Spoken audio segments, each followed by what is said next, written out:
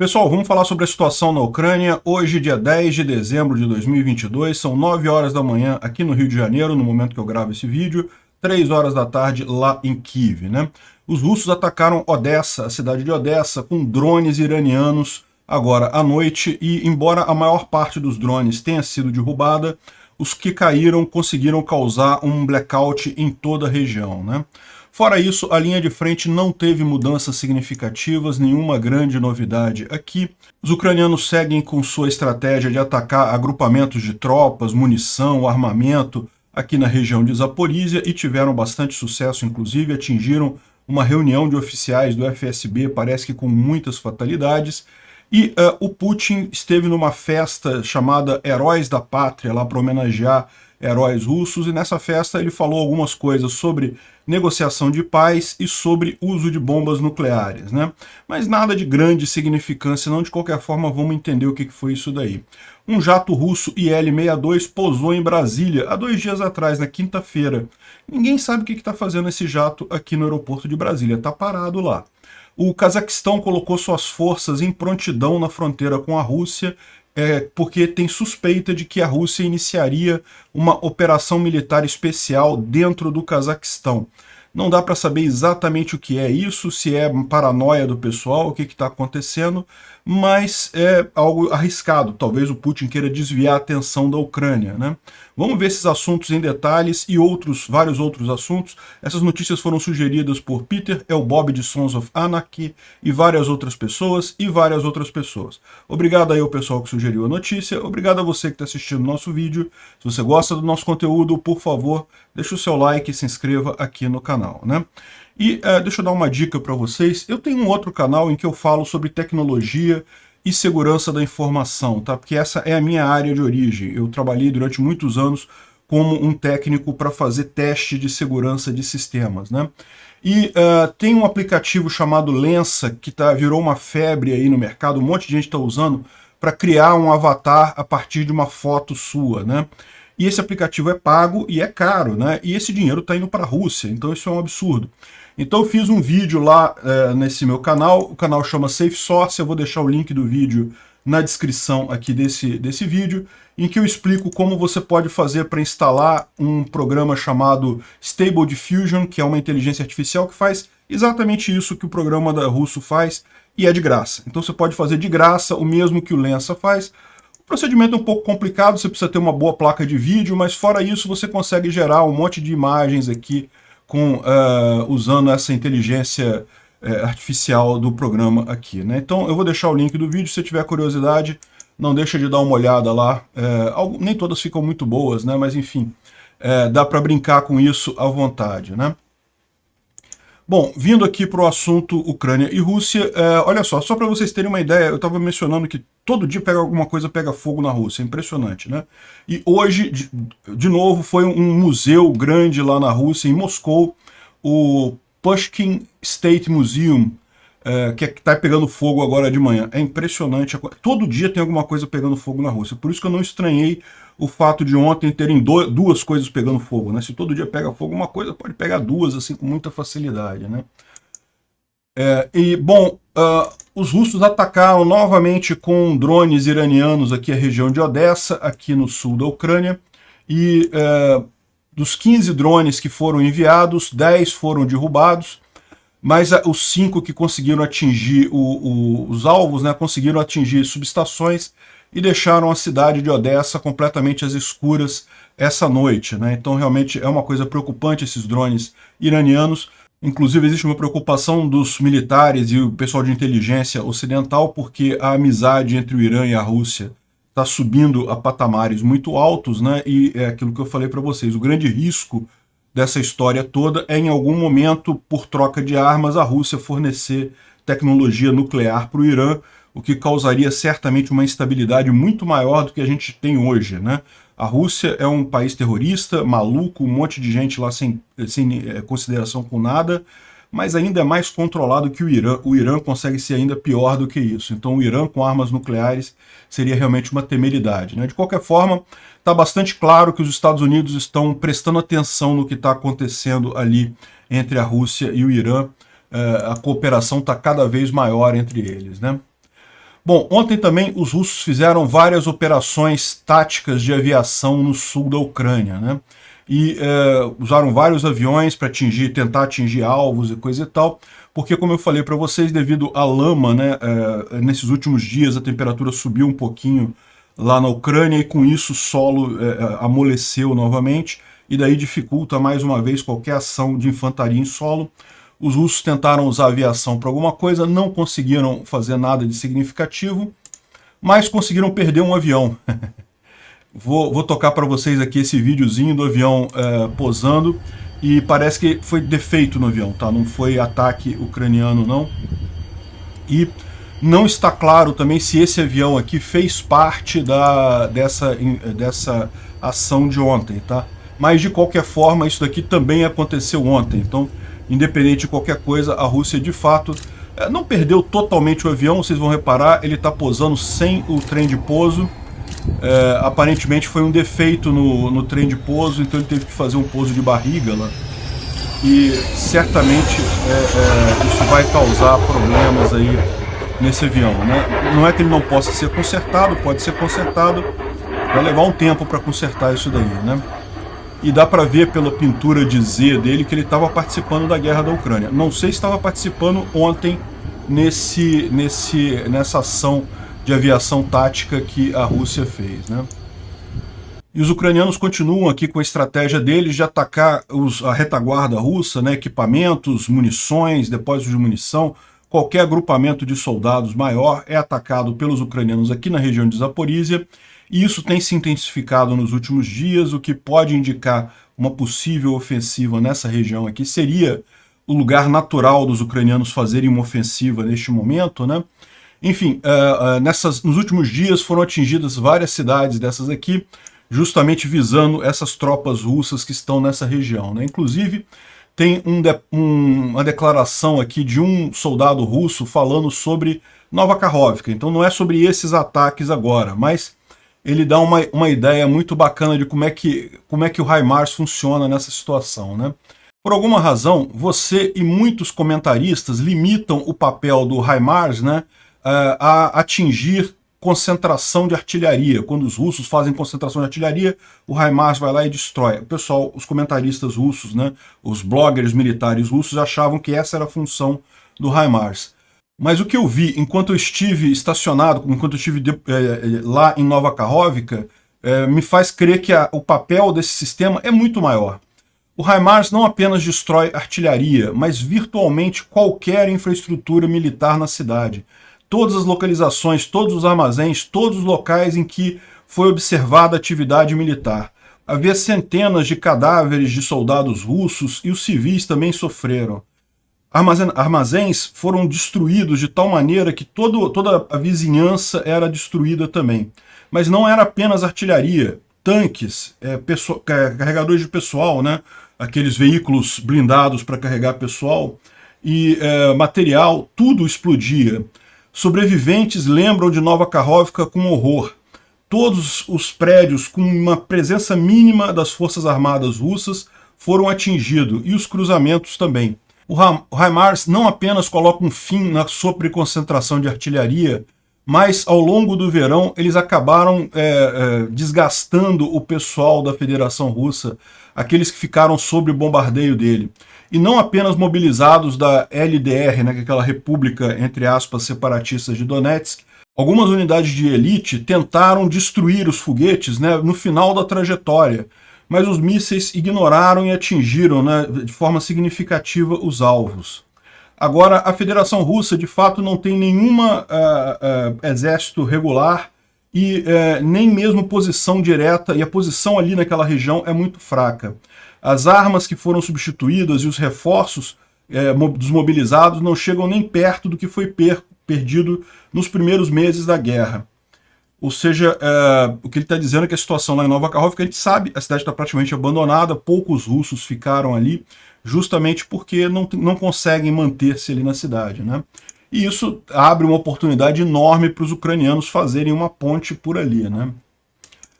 Por falar em ponte, lembra da península de Kimburn, né, que os ucranianos estariam com uma operação para tomar essa península, né? A informação que a gente tem agora é que os russos evacuaram todos os civis da península e só tem agora os invasores russos. Apenas os soldados russos estão na península de Kimburn. Ainda não temos nenhuma informação sobre algum ataque de fato ucraniano ali, né? Parece que, de fato, os ucranianos fizeram uma coisa mais assim, uma propaganda daquilo ali para forçar os russos a reforçar essa posição, mas de fato não houve nenhum ataque significativo aqui em Kimburn, né? Mas é aquilo que a gente está falando, Nova Kakhovka, de fato, seria muito mais fácil para os ucranianos tomarem aqui e estabelecerem uma cabeça de ponte desse lado de cá do rio, né? Vamos ver o que acontece aí nos próximos meses. Esse aqui é um canal no Telegram, né, de um russo que está criticando um programa na televisão que passou lá na Rússia, né, falando sobre o fato de alguns soldados estarem usando munição de longo alcance nos tanques. Ou seja, o que acontece? Né? O tanque ele tem a capacidade de atirar, né? Tem a torre do tanque ali. Só que aquilo ali foi feito para batalhas entre tanques. Você pode até, eventualmente, fazer um tiro de mais longo alcance, mas o tanque não foi projetado para ser usado dessa forma. Ao contrário, você deveria usar um obus móvel, né? Existem um outro tipo de blindado que permite isso, cuja arma é feita para te fazer tiro de longa distância.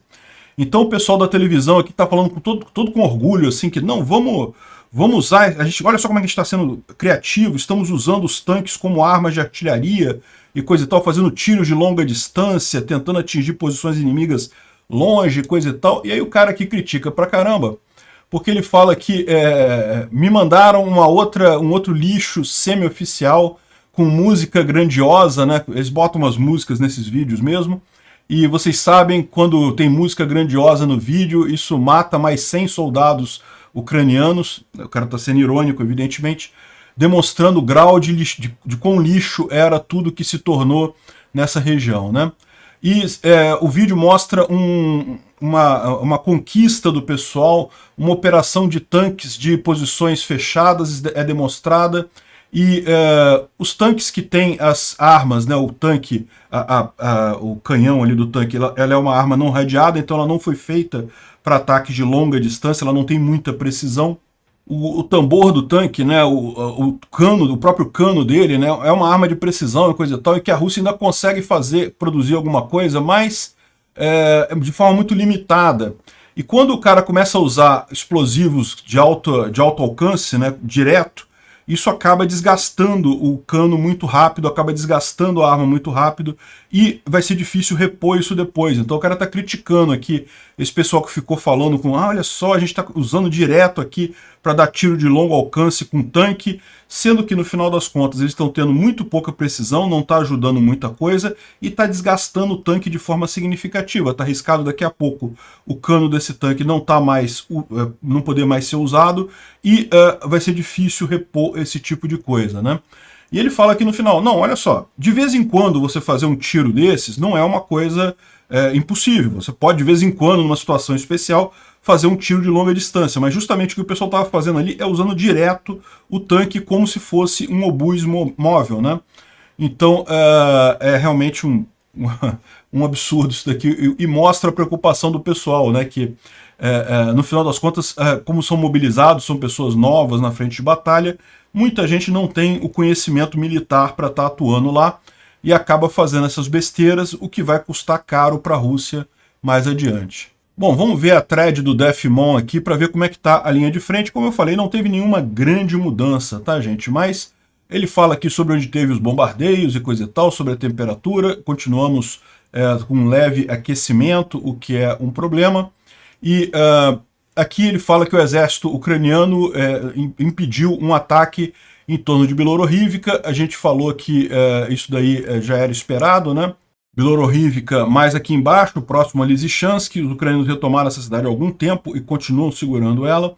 Também tentaram avançar aqui em Shorvanopopivka e mais em Plochanka, mas não conseguiram. Repara como é que ele já dá Plochanka como dominada pelos ucranianos, tá?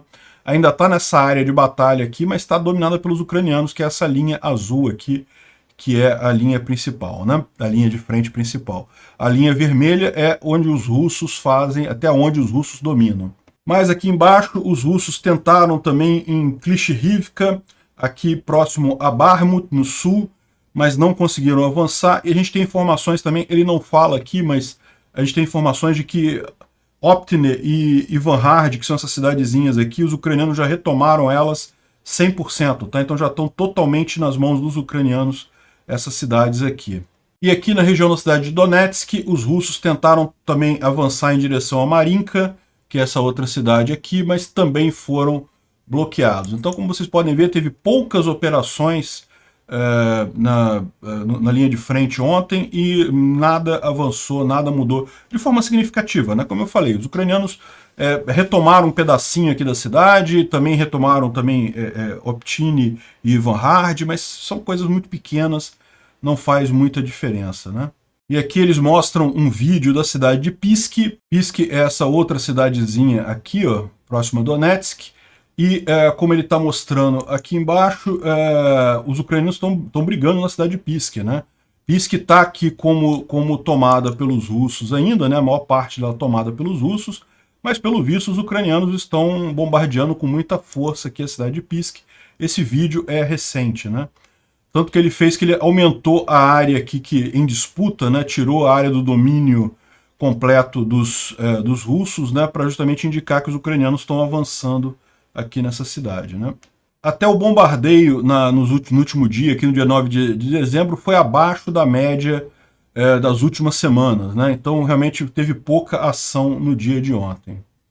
E também o Arestovich também fez uma live em que ele fala sobre a situação na linha de frente, vale a pena a gente dar uma olhada aqui. Houve vários ataques a alvos civis com S-300, né? S-300 é um míssil de defesa antiaérea, mas os russos alteram ele para atingir pontos no solo, e teve vários lugares ali, realmente isso é um problema, né? E lá na região de Zaporizhia teve um encontro de oficiais do FSB no território ocupado que foi atingido por forças ucranianas e muitas causalidades russas foram reportadas, né? Berdyansk, a gente falou sobre o ataque a Berdyansk ontem também, e Soledar, Marinka e Bakhmut, a Rússia continua com ataques locais, mas não há nenhuma mudança significativa, né? Ele está inferindo aqui que o ataque ucraniano à base de Engels, né? Lembra aquele ataque que os ucranianos fizeram com drones em bases lá dentro da Rússia, né? Isso pode ter também um efeito de diminuir o ímpeto russo de fazer ataques à infraestrutura como eles vinham fazendo, né?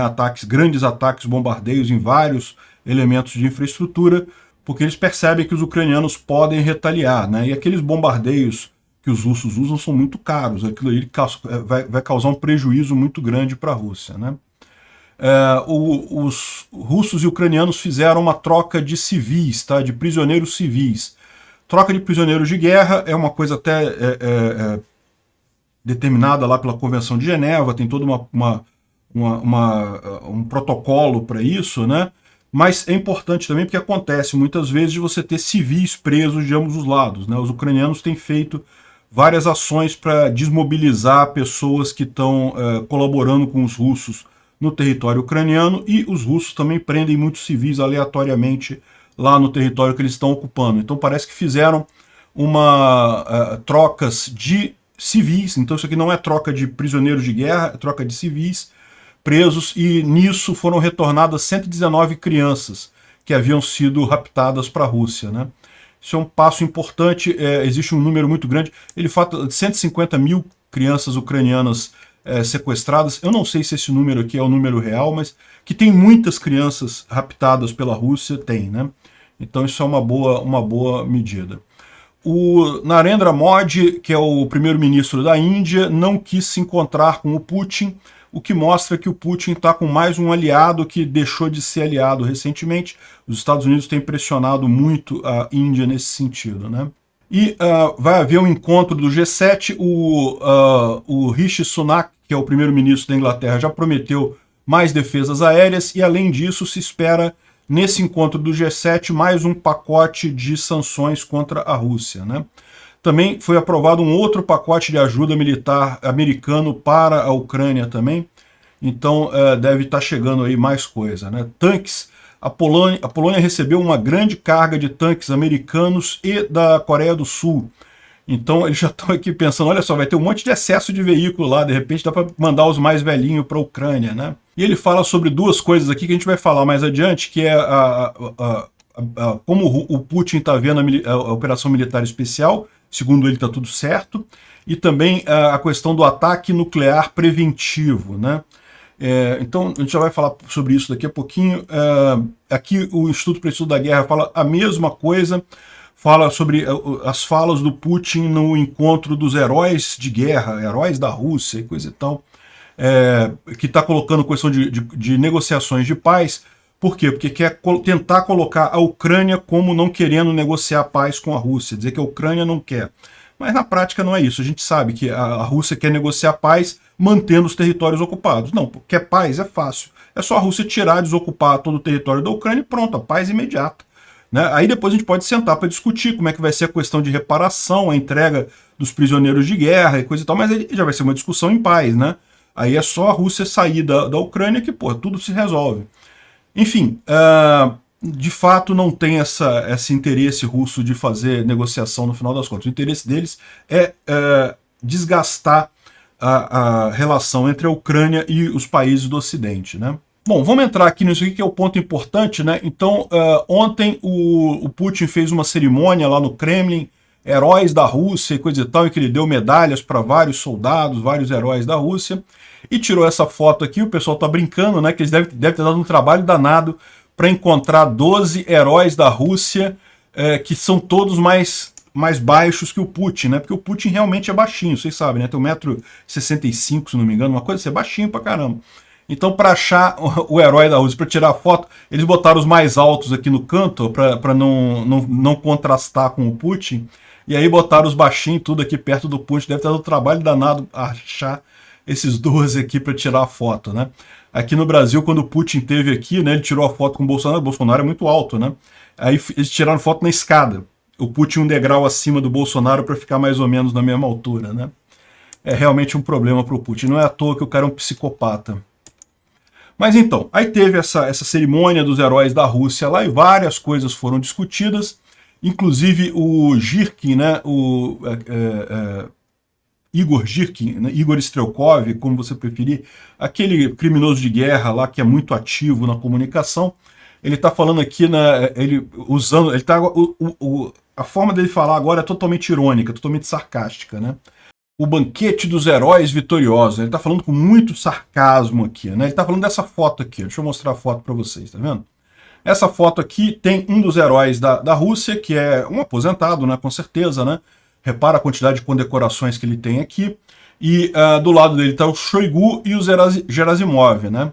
E daí ele fala aqui, ó.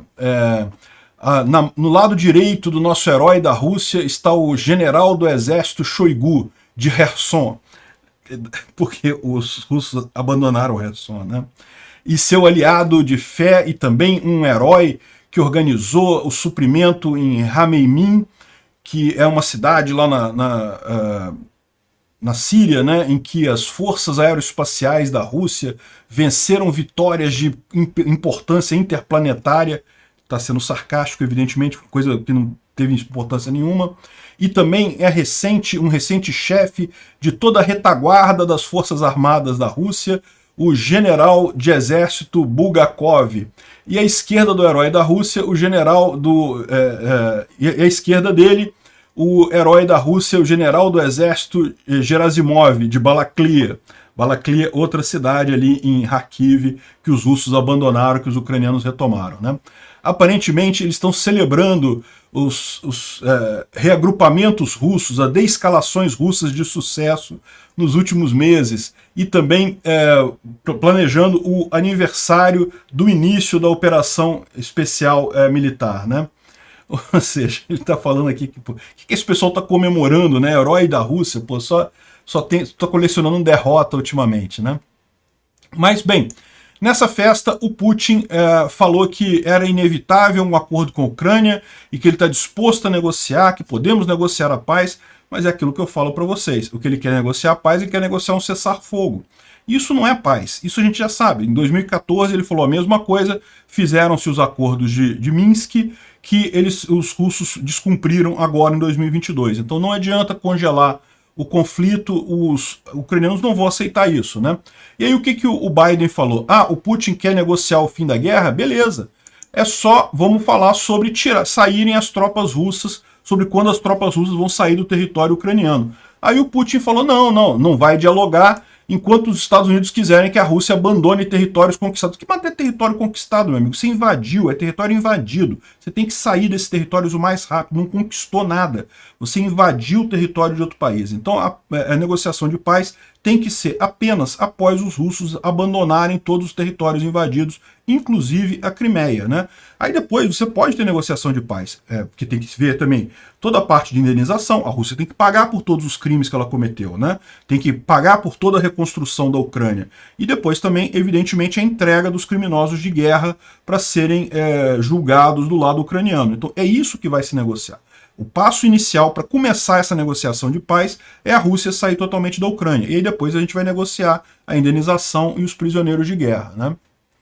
Enfim, o ponto não vai ter negociação tão cedo. Os ucranianos ainda vão precisar chutar a bunda de muito soldado russo ali na região da Ucrânia antes de começar a negociação, né? E aí, já dá para ver que o Putin está mesmo se vendo encurralado, não tem saída. Sempre que ele se acha encurralado, que ele se vê numa esquina, ele começa a falar em armas nucleares, né? A doutrina russa fala que não pode usar armas nucleares a menos que tenha um ataque nuclear contra a Rússia, ou seja, as armas nucleares russas só podem ser usadas em resposta a um ataque, o que eu acho uma coisa muito sensível, muito bacana, né? Aí ele está falando agora de que quer rever essa doutrina, quer rever essa lei russa, não é lei, né? É doutrina militar isso, mas enfim, ele quer rever isso para permitir o uso de armas nucleares de forma preventiva, ou seja, se os russos acharem que vão ser atacados por armas nucleares, eles podem usar as armas antes, né? E aquele negócio, isso não vai acontecer, porque como você sabe, o Ocidente está prestando atenção no que está acontecendo na Rússia, e não só o Ocidente, a China também está prestando atenção no que está acontecendo na Rússia, e evidentemente ninguém vai aceitar essa brincadeira nuclear do Putin. Se ele começar a se mexer para efetivamente fazer alguma coisa do gênero, imediatamente o Ocidente vai dar um jeito de resolver o problema rapidamente, né? O Ocidente e a China. Lembra, nesse caso da bomba nuclear, do uso de armas nucleares, a China está do lado do Ocidente. Enfim, aliás, como todo mundo, né? Porque para pensar, ninguém quer isso, né? É um absurdo esse tipo de coisa, né? Então, é só mais bravata do Putin. No final das contas, o cara falou um monte de besteira lá sobre negociação, sei lá o quê, mas não vai sair nada disso daí, né? É só mais encheção de saco dele, né?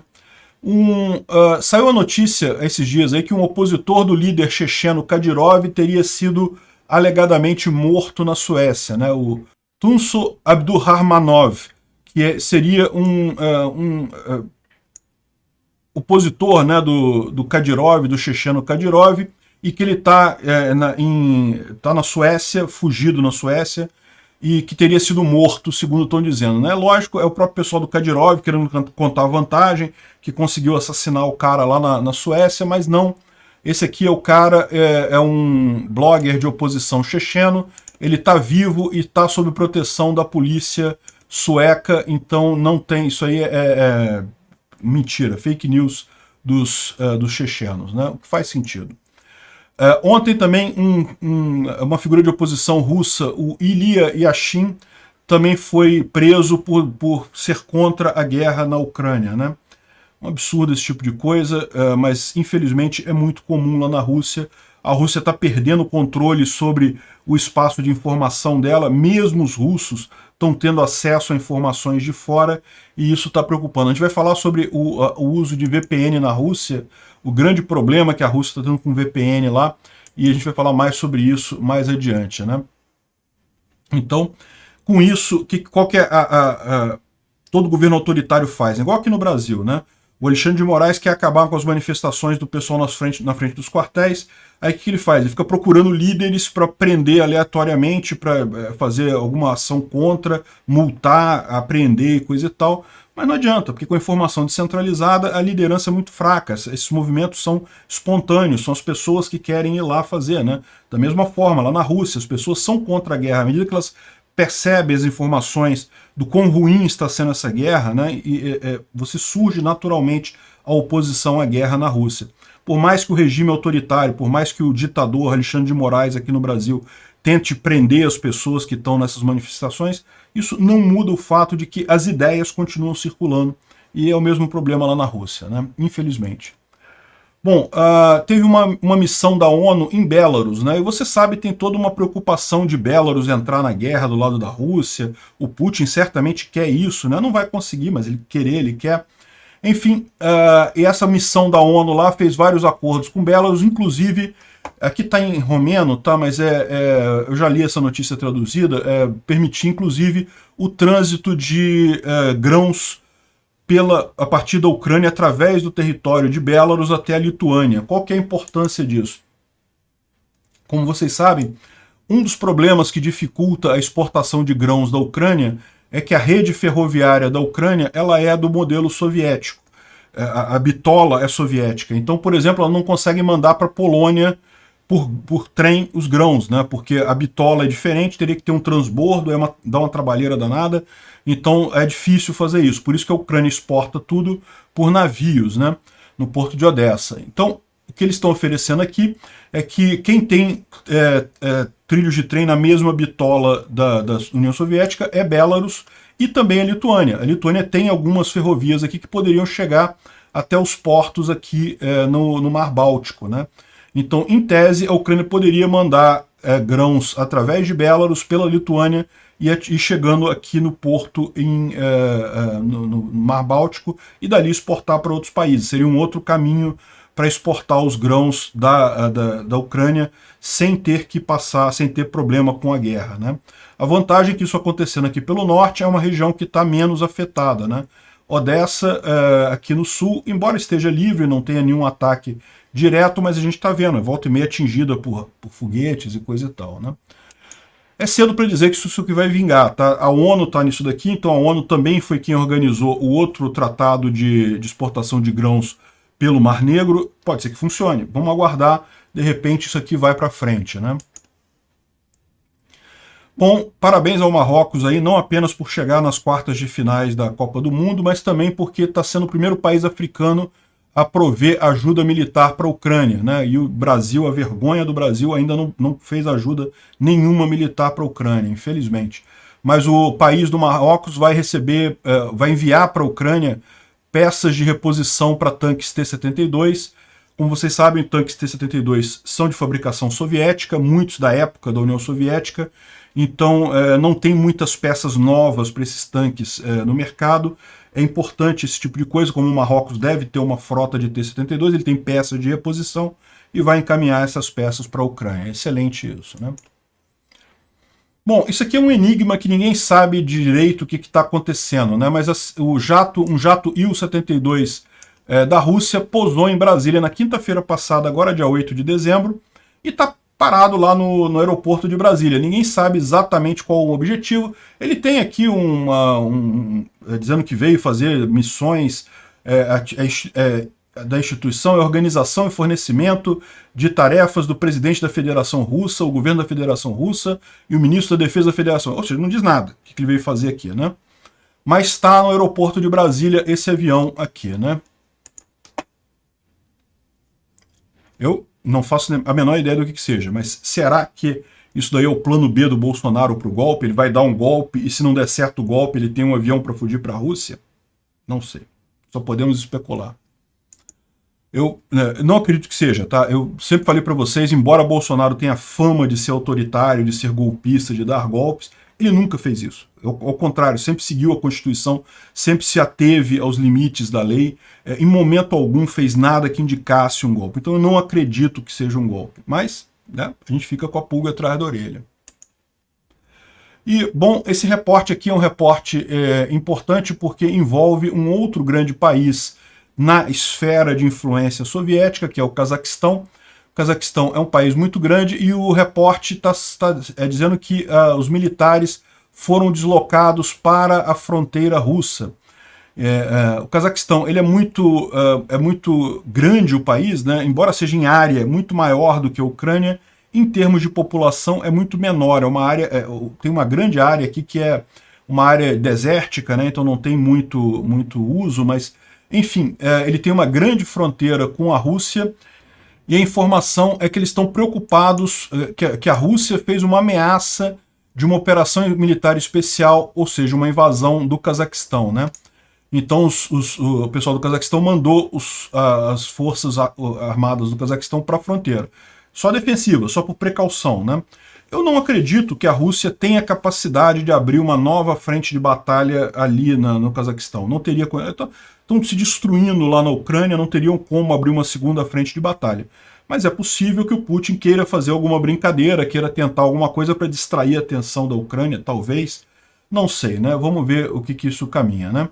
Você sabe que o Cazaquistão tem impedido uma série de acordos entre a Rússia e a China. A gente falou sobre a questão dos gasodutos, né? Os russos queriam usar a infraestrutura de gasodutos do Cazaquistão para fornecer, para vender gás para a Rússia, para a China, e o Cazaquistão não permitiu. Não só o Cazaquistão, como também o Uzbequistão também falou não para essa iniciativa russa de usar a infraestrutura aqui. Além disso, o Cazaquistão vai passar uma lei proibindo estações de TV russas no país, né? Por quê? Porque no Cazaquistão a Rússia faz a mesma coisa que faz na Ucrânia, que faz em vários países ali no entorno, né? Bota estações russas para fazer propaganda russa ali na região e coisa e tal. Isso vai ser proibido, né? E também ele disse que vão começar a trabalhar com a OSCE e com a Comunidade Europeia para restringir seus laços com a Rússia. Isso passou em noticiário local no Cazaquistão, né? Então, tem aqui a informação aqui do noticiário local, sendo que eu não sei se a gente vai conseguir isso aqui sobre a decisão de banir ou restringir televisão russa, e tem mais uma aqui para aumentar a cooperação com a comunidade europeia, né? Então, acho uma boa coisa, né? Mostra que o Cazaquistão está querendo sair da área de influência russa, o que é uma coisa muito positiva. E bom, só para complementar aqui, uma coisa bem interessante, o uso de VPN está aumentando muito na Rússia. A Rússia aumenta a repressão, aumenta a censura às pessoas na Rússia, para o público interno. O público começa a usar VPN para acessar canais do exterior, para ver informações de qualquer forma, né? E uma empresa suíça, a Proton, tem sido muito popular lá, né? Então isso criou uma briga entre o Estado russo e a Proton. Inclusive já teve ação de hackers do Estado russo tentando invadir a Proton, já tentaram bloquear os IPs dela, enfim, tá uma briga entre o país querendo proibir a VPN no país e a Proton mudando os algoritmos para permitir a VPN lá, né? Eu não sei qual é o software de VPN da Proton, tá? A Proton eu sei que tem um e-mail, o Proton Mail, que é muito bom, e eu sei que talvez seja o NordVPN que seja ligado a eles, né? Que é um programa que você pode usar para se conectar como se você estivesse em um outro país do mundo, você só se conecta aqui e pronto, a minha conexão de internet agora está saindo pela Geórgia, né? É Geórgia aqui, né, nos Estados Unidos. Atlanta, na Geórgia, isso. Então você faz essa conexão, né? Mas qual que é o problema disso? O problema disso é que lá na Rússia, eles identificam o IP dessa saída da minha VPN lá, por exemplo, e bloqueiam de lá, entendeu? Não permite nem a conexão da Rússia até esse IP. E daí eles ficam nessa briga de gato e rato para fazer essa VPN funcionar. Em países com censura muito forte, é importante você ter esse tipo de proteção, né? E é isso que está acontecendo lá na Rússia. Ele está acabando seguindo o mesmo caminho da China. A China, vocês sabem, tem um firewall, a grande muralha da China lá, com um firewall enorme, que eles têm toda a saída de internet da China, passa por firewall. Mesmo assim, eles não conseguem deter todas as VPNs, eles fazem a mesma guerra de gato e rato que a Rússia está fazendo. O governo chinês consegue bloquear algumas VPNs, aí as VPNs mudam alguma coisa no algoritmo, e aí os clientes chineses continuam novamente a acessar. Então, no final das contas, sempre tem uma forma de você contornar esses controles governamentais, assim, em ditaduras como na Rússia, né?